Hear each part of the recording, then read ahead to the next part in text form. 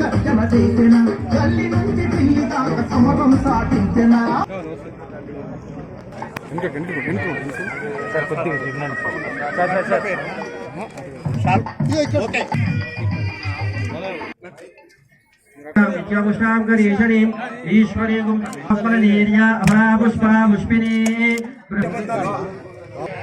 ओम धन्वनागा धन्वनाजिंजये धन्वन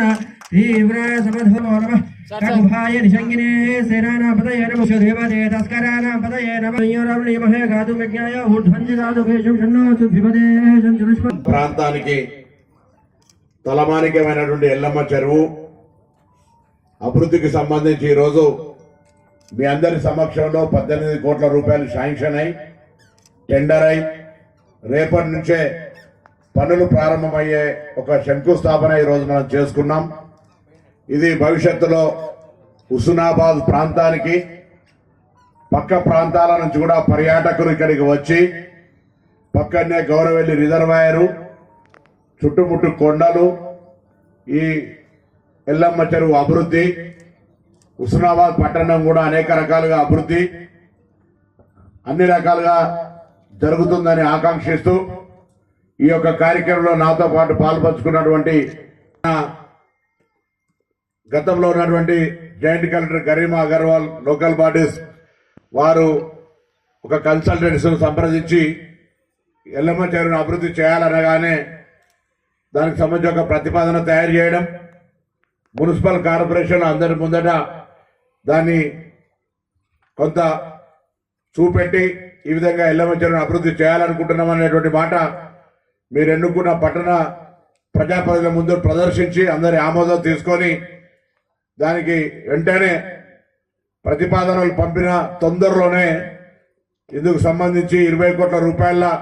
18 కోట్ల రూపాయలు దీనికి అంబేద్కర్ గారి జంక్షన్ గాంధీ జంక్షన్ అదేవిధంగా అనబేరి ప్రభాకర్ రావు గారి జంక్షన్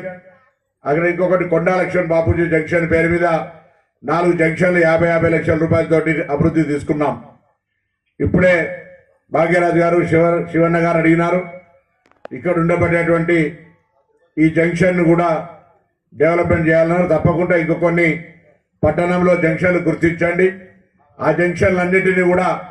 తప్పకుండా గుర్తించి పట్టణ అవసరం అభివృద్ధికి సంబంధించి పట్టణం యొక్క భౌగోళికంగా వేరే ప్రాంతాల నుంచి వచ్చేటువంటి వాళ్ళకు ఆకర్షించే విధంగా ఉండే విధంగా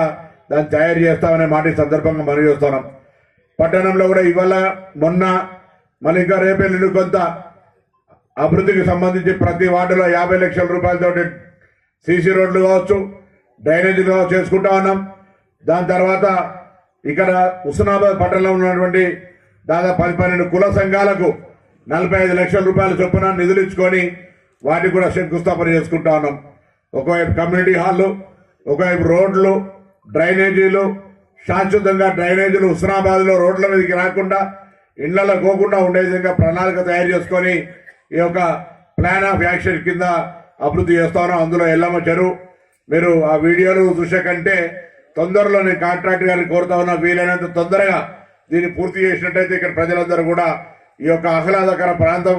ఎల్లమ్మ చెరువు ఆనాడు దీని చరిత్ర ఉంది. కాకతీయుల కాలం నుంచి సర్వాయి పాపన కాలం నుంచి ఎల్లమ్మ గుడికి దీనికి అంత ఒక పెద్ద